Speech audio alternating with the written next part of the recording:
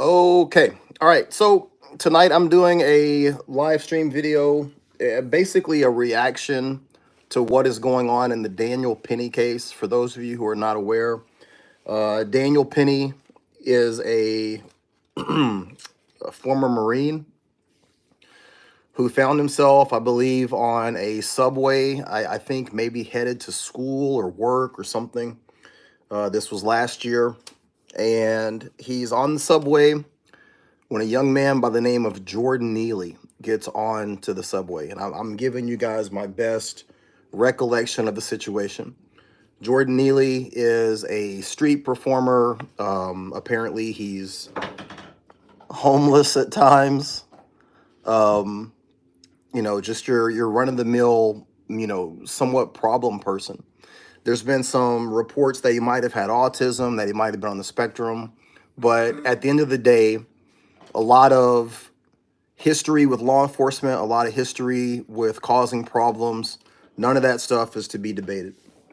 So the day that he gets on the subway train, there's conflicting reports as to what the issue was, but he's having a mental episode. He's yelling, he's screaming, he's allegedly threatening people. There's conversation as to the fact that he was hungry, he didn't know where he was going to get food, but he's just being belligerent. Now, this is a security guard channel, and I can tell you guys from firsthand experience, this is something that I deal with on a daily basis.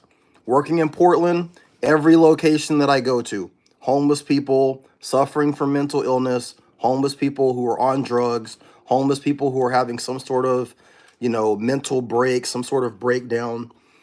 And apparently this is what's happening on the bus at the time. So there supposedly were shouting and threats, people maybe telling Jordan Neely to sit down, maybe telling him to be quiet. And at some point in time, apparently, allegedly, he starts making threats that someone is going to die. Okay. Daniel Penny allegedly gets up and puts this guy in a rear naked choke. Puts him in a rear naked choke, holds him down. Other people come to the aid and kind of help stabilize Jordan Neely. And after 5 or 6 minutes, I believe he becomes unresponsive. Now, there's varying reports. If you listen to the prosecutor, you know, the medical examiner is saying that the asphyxiation from the rear naked choke is what killed him. If you listen to the defense, it's the same defense as always. No, it wasn't the fact that this person was choking this person that killed him. He had a weak heart from doing drugs. He had drugs in his system, and that's what killed him. It's completely, you know, unrelated to the fact that somebody was choking him for 6 minutes. All right. I'm not here to debate it. I think that what I've seen online, and I got into a conversation which led me to do this video tonight. What I normally see online is people wanting to debate whether or not Jordan Neely was a bad person, whether or not Daniel Penny did the right thing by stepping up and intervening. I'm not here to debate those two things. I think that if you look at the face value of the things that Jordan Neely had done in his past, he seems like a troubled person and potentially a bad person. And if you look at on face value the actions that Daniel Penny took to step in and help other people, that seems like a good thing. The reality is that the reality is in the nuance. And the nuance is that regardless of how we feel about people who are behaving improperly, badly, illegally, whatever it is, right? Regardless of that. And guys, listen, you will not find anybody who is more frustrated, more tired of, more done with that segment of the population and them basically getting away with acting like that. I am tired of it and I hate it just as much as anybody else.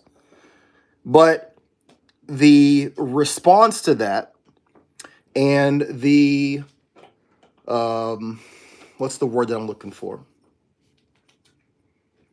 I don't want to say punishment, but that's the only word that I can think of.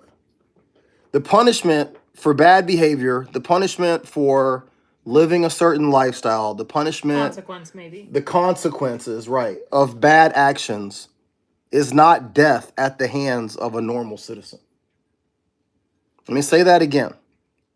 The consequences of drug abuse, the consequences of being a prolific shoplifter, the consequences of harassing people, a mental break, the consequences of having a mental breakdown, the consequences of being a drug addict.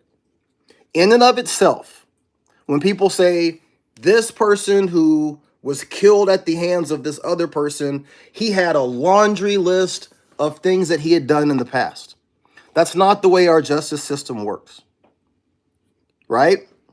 We don't look at someone and say, hey, this person has been a bad person from point A to point D, and now that they've done something unrelated in situation E, the consequences is this random person now gets to kill them.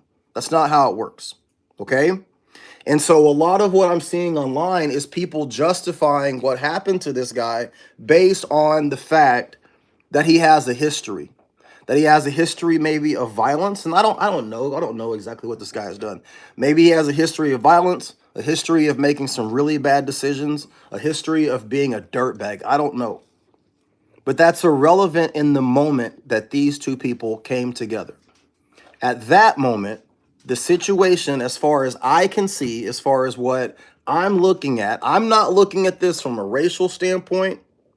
I'm not looking at this from a political standpoint. I'm looking at this from the position of somebody who believes more than anything that every single person has the right to self-protection.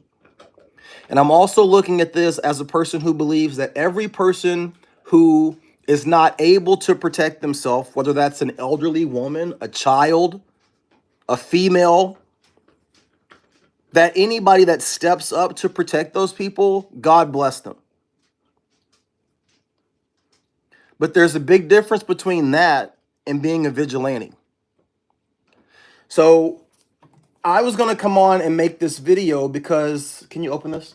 I had put up in the community tab, I said, what's wrong with this picture? And I showed the picture from the cell phone video where Jordan Neely has, where Daniel Penny has the guy in a rear naked choke. And in the video, you can clearly see, I'm trying to find this picture. In the video, you can clearly see a lot wrong with the placement of this man's hands. Now, I am not a MMA expert and I am not a jiu-jitsu expert. Okay? I think that I've gone to maybe 55 classes in the past 6 months. So I'm not coming on here saying that I am a jiu-jitsu expert. But what I do know is that if you do not have a rear naked choke properly placed, if you do not have your elbow in a certain location, if you don't have your hands in a certain location, if you're not putting your backhand in a certain position, if you're not applying pressure to the carotid arteries, then what you're doing is you are applying pressure to the trachea. And in this situation, people were saying, well, you know, he wasn't able to put this guy out in 8 to 10 seconds. And so he had to continue applying pressure for 5 to 6 minutes because the other person was continuing to struggle. Let's unpack that. The reason why, in my experience, my brief experience in jiu-jitsu, the reason why you struggle when you're trying to apply a submission or you're trying to apply a choke or anything of that nature, when you're doing it incorrectly, when it's not on properly, you're having to force it, right? If you're trying to apply a rear naked choke and you can't get that person to tap, you can't get that person basically to fall asleep, it's because it's not being done properly. Now, in a training setting or in a martial arts setting, there's somebody there to go, okay, that's enough, right? The person taps, the person falls asleep, the coach comes over and stops the situation. In life, it doesn't work that way in on the street. So that person struggling and that person continuing to fight is because what you're doing is you're strangling them. You're not cutting off that blood flow to the brain that would make that person pass out. My point in bringing all this up is if you're going to be utilizing something like that, you need to have an understanding of how it's done. You also need to have an understanding of why it's not working. And you have to also understand the importance of restraint. It's not just about whether you're utilizing martial arts or jujitsu. If you have a firearm, you can't just whip out your firearm and start shooting because someone is making a threat. There has to be a reasonable threat, a reasonable articulatable threat before you can engage that with deadly force. And anytime that you put your hands on somebody, the potential for that to be a deadly encounter is there. Anytime that you pull your firearm out, the potential for that to be a deadly encounter, it's there. There has to be means, there has to be opportunity, and there has to be intention. So the fact that this person is on the subway and they're screaming and yelling at people, does that give them the opportunity? I'm going to ask my wife over here. If Jordan Neely is on the subway and he's screaming and he's yelling and he's telling people somebody's going to die today, does he have the opportunity to kill someone on that subway? Yes or no? Yeah. Of course, right? Yeah. If he says, I'm going to kill somebody right now, could that be construed as intent? I would say, yeah, maybe, right? It's blurry. It's blurry, right? It's a blurry line at best. Okay, so what would he need next in order for someone to justifiably meet him with deadly force? We'll say he has the implied intent. We'll say because of the proximity to the people. Yeah. So then what's he missing? Well, I mean, means, intent, and opportunity. He would have to have, I mean, for me, he'd have to have a gun in his hand. I know a knife and someone can travel like 20 feet in one point. Okay, wait, no, hang on a second. Let's go with that. Did he have a gun? You know he didn't have a gun. So the answer is no. But he didn't, and he didn't even have a weapon. Okay, wait, but let me, I want to walk this, I want to walk it. Okay. So he didn't have a gun. Right. Okay. Did he have a knife? And the answer is no. Did he have a knife? No, he did not have a weapon. All right. Did he have a pipe of some sort? No. Large piece of lumber? No. Okay. So he's minus the means to actually carry out killing somebody. Now, look, the jury might come back and say, hey, man, it is what it is. 100%, we're okay with it. I'm not going to sit here and debate that. I'm not going to argue it. I'm not in that courtroom. I'm not sitting on that jury. I can tell you guys from the position of someone who trains this and teaches this and somebody who lives it every single day. I was on an Instagram post today. I got people telling me all kinds of shit. Let me tell you, motherfucker, something. I live in motherfucking Portland, Oregon. You can Google it and you can YouTube it and you can see what I live in. You can go on my YouTube channel that you're on right now and you can see videos of the shit that I deal with on a daily basis. I can walk right outside my door and show you crackheads on the other side of my fence. Literally. I don't have to prove shit and I don't have to try and fake what I'm talking about. I live it. I live it. Crazy, homeless people screaming, yelling, threatening to kill me, that is a daily occurrence. And when people are doing it in Portland, they generally have a machete or a knife, a piece of rebar, a bottle, a gun. Like, people aren't making those threats to me and every other security guard and just average person walking throughout the street here. They're not making those threats without the ability to actually carry it out. Yeah, they don't have bubble gum in their hands when they're talking about killing you. They have the means, they have the opportunity, and a lot of them have the intent. They're just not mentally cognizant enough at the moment to actually pull it off. But it does happen. It does happen. So when I'm on Instagram and people are telling me that I don't know what I'm talking about, I'm like, I'll take your Pepsi challenge and I'll put your daily experiences up against my daily experiences any day of the week. Because I'm telling you guys what I know, not what I think, Not what I feel, not what I hope. I'm telling you what I motherfucking know. And I live this every single day. I just got off work. My point in saying all of this is that that does not constitute the circumstances or situation for you to kill someone. You have a responsibility. Number one, none of us, not me as a security guard, not me as a person, not you watching this video, none of you have the responsibility to step up and save somebody.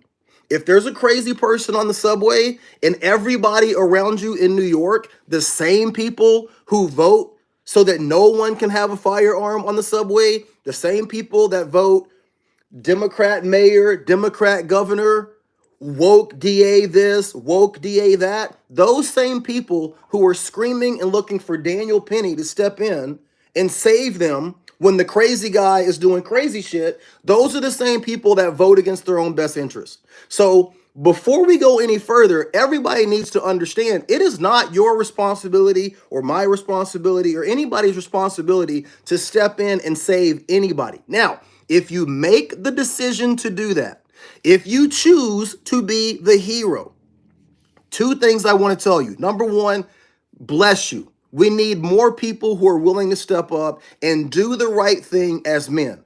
The second thing that I'm going to tell you, and this is what's very important, you are responsible for how that situation goes.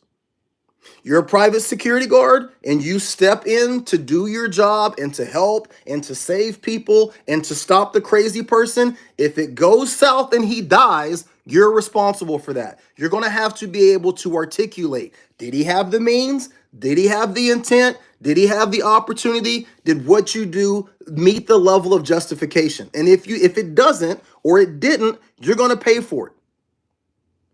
And at the end of the day, even if you go through all of this and you come out unscathed, you still have to deal with the circumstances of clearing your name, maintaining your job, getting an attorney, all of that.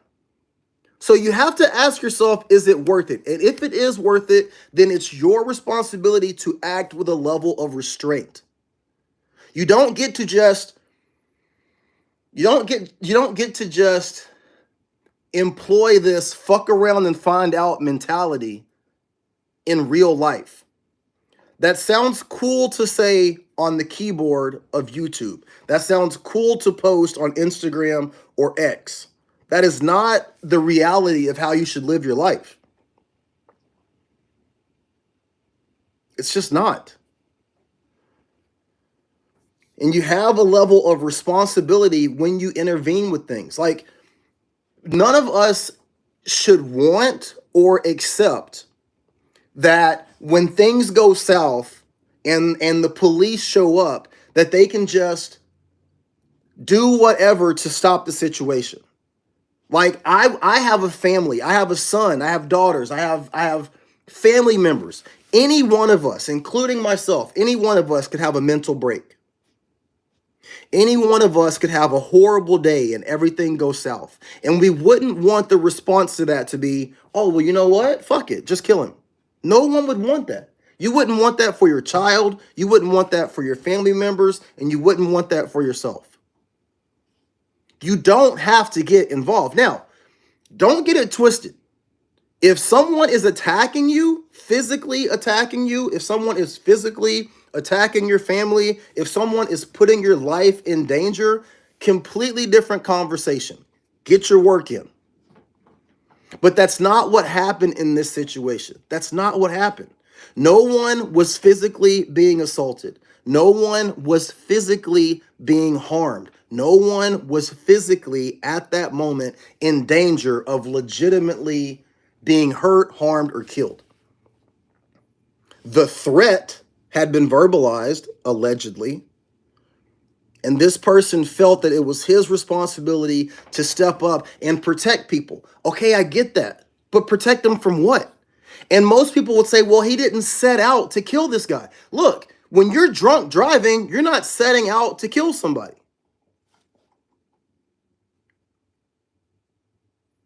But you're responsible for it if you do. And what I see happening right now is that people's political view of the homeless, their political view of degenerate behavior, their political view of people who are addicted to drugs, the political view of people that are constantly being, let out of jail or getting off without any accountability. That is a separate conversation and a separate issue from this particular case as it stands with what happened on that bus or on that subway. But people are looking at this total view and they're allowing that to color, no pun intended, how they see this situation. Everybody's like, well, I'm tired of woke and I'm tired of this and I'm tired of that. The problem that I see is that you watch these cases and sometimes the chips fall where they may and the person gets off what we would say unscathed. Even if Daniel Penny beats these charges, which it looks like he might, even if he beats these charges, he's already been in jail for damn near a year. His name is associated with this for the rest of his life, right? Like he's not coming out of this situation completely unscathed and clean with no issues. Right. I think that the family of the guy that died, that they're suing him. I don't know what he has to be sued for, but my point in bringing this up is that I see so many people who look at these cases and look at these situations and then they go, depending on how the verdict comes down, they feel vindicated and validated that they can do that same thing. Right? Somebody does that and they're around me, I'll do the same thing. I'll choke a motherfucker out. And it's like, that might not work out for you the way that it worked out for this other person. Which brings me to the reason why I'm making this video. Tim Kennedy. Now, Tim Kennedy, I'm a fan of his. I've spent money to go to his sheepdog response training. I have always been respectful and appreciative of what he has done for this country. Now, he's in kind of engulfed in a lot of controversy right now. A lot of people are saying negative things about him this past week based on some stuff that he wrote in the book. I'm not even talking about that. I'm not even on that. I've been a supporter of Sheepdog Response. I think that program is an amazing program. Now, let me explain to you guys what Sheepdog Response program I went and trained with. It's called Personal Responder Level 1. The whole premise of this course that's put on by Tim Kennedy's organization is exactly what we're talking about. You being a sheepdog, you being a person who is aware of the potential dangers in life, you're going to take care of yourself, you're going to take care of your family. What are some of the things that they teach at Sheepdog Personal Responder Level 1, Morgan, you might ask? Well, let me tell you. Firearms training, along with jiu-jitsu. So here's what they teach in the class. How to defend yourself with jiu-jitsu and how to defend yourself with firearms. Primarily in urban environments. Kind of like New York on a subway, right? So I put up my post about like the application of this rear naked choke, blah, blah, blah. And then I saw this post from Tim Kennedy on his Instagram page. Now, Tim Kennedy has millions of followers on Instagram. And this is what he said about the Daniel Penny case. And I quote, "Everything about this case erodes our trust in the judicial system, law enforcement, and individuals' ability to protect themselves, by extension, those around them. Marine Daniel Penny did what he thought was right to stop a violent criminal with 42 past criminal arrests. His actions should be celebrated." Let me read that again. Daniel Penny did what he thought was right to stop a violent criminal with 42 prior criminal arrests. His actions should be celebrated. He should be given awards for his courage to protect those on the subway with him. It is a complete failure of our justice system for him to be in this position to defend himself. That is a United States military special forces officer. That is a UFC fighter. That is a personal and family self-defense trainer. That is a spokesman for a personal self-defense insurance company, saying that the actions that this person was involved in should be celebrated and that this person should get an award. And the question that I posed to Mr. Kennedy on his Instagram page was, you run a Brazilian Jiu-Jitsu school and you teach personal self-defense. Would you instruct your students to hold an improperly positioned rear naked choke for 5 minutes? Honest question. Because when I went through his training, he was very adamant that before you respond to any issue with potential deadly force, that those criteria be met. Means, opportunity, and intent. He drilled this, his company, I'm not going to say he, his company, the people that were there coaching on his behalf, drilled that. That just because you have a firearm does not give you the personal right to pull it out in every situation. That was the importance of training jiu-jitsu, was to be able to utilize hands-on techniques, to be able to engage with people in a way that didn't require you pulling out your firearm. And they also talked about the responsibility of having restraint, knowing what you're doing, what you're applying, why you're applying it, what's going to be the response when you do this, what is the reasoning for utilizing this hold versus this hold.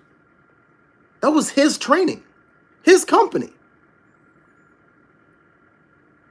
So if you're Joe wannabe badass who never trains, who doesn't go to class, who doesn't take a class, who doesn't get the other side of the instruction, and you read that, does that not potentially make you feel that what should be happening is more of that? And I found that to be extremely reckless. Instead of him saying, look, I applaud, he could have easily said, I applaud what this man did. We need more men willing to step up and not shrink in these moments when people are being threatened. But there's a level of restraint and understanding that comes with doing that. There's not a Brazilian Jiu-Jitsu coach alive that would say, hold someone in this position for 5 minutes. There's not a personal protection person or company out there worth their grain of salt that would say, hold this person in this position for 5 minutes. We've already gone through this. We've already seen this multiple times in multiple situations concerning law enforcement and private security. I don't have to tell you guys the names. You should be aware. We had a big uprising over this shit. Anytime someone is suffering from mental illness, anytime someone is suffering from drug abuse, and you put them in a situation where their adrenaline, their heart, everything is heightened and going through the roof because they are fighting for their life, even if it's because of something that they have done to put themselves in that situation, it can lead to this type of result. And if your hands are on them, and if you're holding them down, you are culpable and responsible for that. I don't have any control over whether or not you're able to wiggle out of that in a legal sense, but I'm telling you that there's going to be some ramifications and repercussions for that. There has to be some restraint.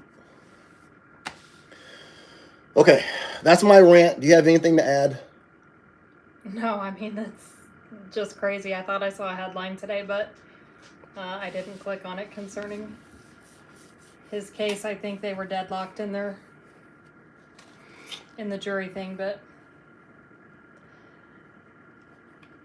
yeah, man. Yeah. What a it's a very divisive situation. Obviously, I feel like with people having the kind of like you said, but feeling vindicated with something like this. And people cannot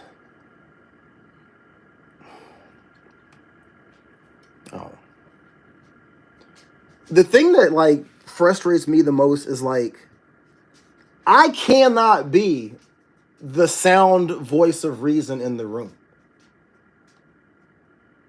You know what I mean? I'm a nobody. I'm a fucking, you know what I mean? Like I should not be the person who's able to look at this situation in 360 degrees and go, I get it. I understand why you feel that way. I get it. I get it. I get it. I get it. Do I get it, Morgan? You do. But you are that person. I have said this from day one, but you do have the ability to look at things in a 360 degree view that a lot of people don't. And no shots to anyone listening. I'm not that person. You and I talk about things all the time, and you're like, you don't ever say, how do you not get this? But you give me an answer that seems so simple or straight to the fucking point that it makes me internally go, why didn't I think of that? Let me cut in real quick. I asked a black belt that I know on YouTube. I'm not gonna say who it is. He's an instructor, and I said, have you been following this case? And he was like, no. He was like, I just got back. You know, he hasn't been following the case. And so I sent him like a couple of screenshots and everything, and I go, what would you have done in this situation? And he was like, I would have taken the guy down, gone to this position. I would have done this, this, and this, right? And none of that involved grabbing this person's neck. It was all about control, right? Basically protecting the guy from himself. And he's like, look, if things go south, like I have other options. I can always transition to that if it's needed. So then people were like, well, if you don't train, then how would you know that? Okay, great. Then don't utilize that technique. Yeah. Right? Oh my like God. If I'm not proficient with a firearm, guess what I shouldn't be pulling out when I'm worried and scared at that moment? That would be like me saying that I tried to get someone in a chokehold and then being like, well, I didn't know I could have done this. I stopped once his eyes popped out. Was that what I was supposed to do? It's like, you know what I mean? It's like, yeah, when people go, well, how am I supposed to know? Well, why would I try to utilize getting someone in a freaking chokehold if I am not practicing martial arts in that way? You know what I'm saying? I'm not practicing, therefore. Even if you're unaware of what you're doing and what you're utilizing, you're still responsible for the restraint. Right? Yeah. That to me is the thing that most people are missing, is that I am not saying as a person who's just having this conversation, I'm not saying that you're not justified in doing anything. Someone, grabs you at a bar, smacks you on the ass. Am I justified in getting physical with that person? Sure. Am I responsible for the level of force in which I respond to that? And the outcome. Absolutely. Some people would say, hey man, like I'm not gonna argue with you or fight with you. That guy slapped your wife on the ass and blah blah blah. Hey, I get it. Way to protect her honor. However, you crack the guy's skull on the sidewalk and he's in a coma. It doesn't look like he's gonna make it. I'm sorry, you're going to jail for manslaughter. Like, you're responsible for that. But for whatever reason, I'll let you guys figure it out. I'm not gonna throw any reasons out there because maybe, I don't know, I'm just stupid. Whatever reason, in certain circumstances and situations when the perpetrator and the offender fall into certain demographics and categories, people find it justifiable to use all levels. All levels. Yeah. To use all levels. And that's not okay. Yeah. Oh. Didn't know that. And Dutch, he agrees with me. Do you agree with me, Dutch? Could you imagine if that happened in Portland? Oh my God. Where is this happening? New York City. I guess I am curious on how this will go, because if this happened in Portland, the optics here I feel like would be totally different. But this is me not reading enough on this case. But the optics, especially if those two things were flipped, oh my gosh, it would be 2020 all over again downtown here. No, the optics here would be what. No, the case is what will be. The optics that would cause it to be an issue here in Portland, those are the optics in New York. Oh, is it? Yeah. Oh, well, you were just talking this whole time. I'm not bringing that into it. No. I'm saying about people being very like, he got what he deserved, but it wouldn't be that way in Portland, is what I'm saying. Oh yeah, no, of course not. No. I don't know. Wow. Okay. Yeah. I don't want to leave you guys without a solution. Here's my solution. I know a lot of people who follow my security guard page, y'all are tired of hearing about jiu-jitsu. Look, these are 4 reasons why you should be doing jiu-jitsu. For your own benefit. Number 1, when you are training in jiu-jitsu, regardless of where you're at, what level, you learn very quickly how tough you aren't. Let me say that again. You learn how tough you aren't. You realize that people that look like my wife and little nerdy kids and 15-year-olds and grown men and old women, they can fuck you up. And you never, like me as a, 250 to 270 pound, 6'2" guy, me walking around, I never thought that. Until I got on the mat and people were twisting me up like a pretzel, and it's like, that's a 15-year-old. Oh, that's a woman. Like, that's, you know what I mean? And having that understanding, having that like ego shattered is so important, because now when you're interacting with people, you're understanding that just because you have a certain attitude and a certain approach and you carry yourself a certain way, that doesn't mean anything in real life. You can run up against anybody, right? That goes for the good guy and the bad guy. The same person that's on the subway screaming and yelling and punking people out on Tuesday and scaring people on Wednesday runs up against Daniel Penny on Thursday. You got the Marine today, motherfucker. Guess what? You're going to sleep for good. And that can happen on both sides of the equation. So that's number 1. Number 2, it teaches you to be able to articulate what you're doing and why. One of the great things about the school that I attend is that all of the coaches, and I'm sure it's like this at every school, all of the coaches are like, this is the move that we're teaching today. This is what we're doing. They demonstrate the move. This is what I'm demonstrating. What are you seeing? Where's my arm? Why is my arm there? Why do you think my arm is here? What are we trying to achieve? What are we trying to accomplish? And you, as a student, understanding how to articulate why your arm has to be in a certain position, why the choke doesn't work if it's here, why it works so much quicker if it's here. Your ability to articulate that goes a long way in justifying why you did what you did. You end up in a situation where something happens and they go, why did you hold this for so long? Well, because of this. This is what was happening. This is what I was seeing. This is my training. This is why I did X, Y, and Z. It goes a lot further than just he was being crazy and somebody had to do something. No, that's not good enough. It's not good enough when it comes to utilizing your firearm. It's not good enough when it comes to utilizing hands-on, right?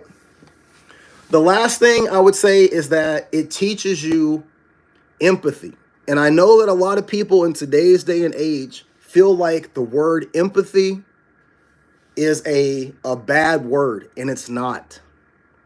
It's not.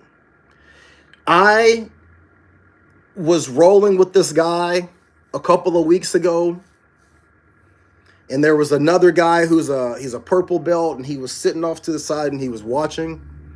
And I'm rolling with this younger guy. I'm like 25 years older than most of the people that are at this school, right? And so the guy gets me in a position, and I can feel that he's about to rip this arm bar. He's like got me in this S mount. He's grabbing my arm, and he's about to explode into this arm bar, right? And the guy who's a purple belt, he's going to school to be a chiropractor. Like I said, tap, tap, tap. And when I said tap, the guy let go, and the purple belt goes, hey. He goes, what are you doing? And the guy that looked over at him, and he kind of laughed a little bit. He goes, what are you doing? And he was like, what? And he goes, you could have really hurt him. And he was like, yeah, we're rolling. He goes, how old is he? Now, at first, I felt a little offended. And I said, hey, man, I signed the waiver. And he goes, no, we don't do that. We look out for each other. He's like, we're on the same team here. And that really, like, at first I was like, hey, man, like, I don't want to be babied here. Like, I don't want to be treated any differently. And when I talked to him after class, he was like, I'm not treating you any differently. He goes, there's a level of, he didn't say empathy, but there's a level of, like, understanding of where that guy is in his training and where you are in your training. You've been here 4 months. You've been here 5 months. That guy's been here for 2 years. His level of knowledge and what he can do at the drop of a dime, what he can do far exceeds what you even know at this point. And he has a responsibility when he's rolling with you. Even though you want to do this, even though you want to go full speed, even though you want to be treated like everybody else, he has a responsibility to understand where he's at in his journey and where you are in yours. And that changed my outlook on everything inside that gym.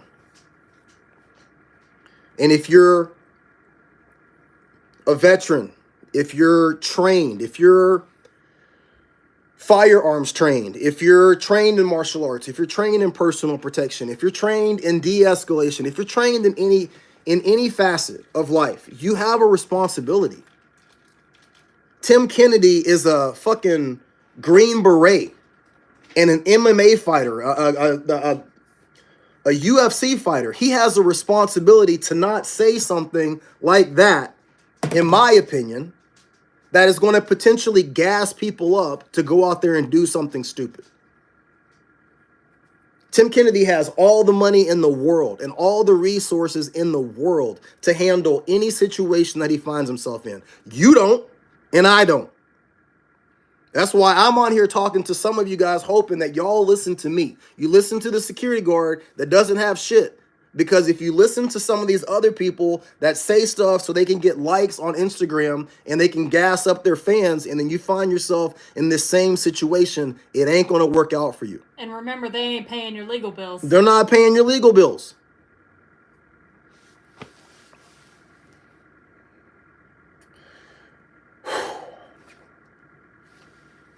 It's been a while since I've had a good rant. Has been.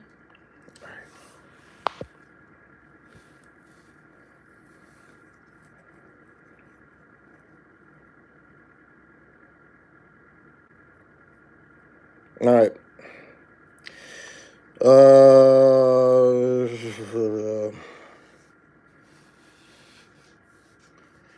All right.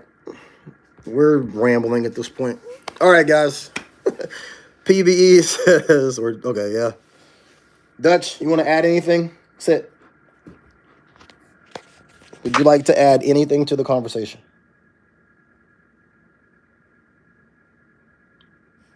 No? Okay. All right. All right. Y'all have a good night. I can't even turn this off.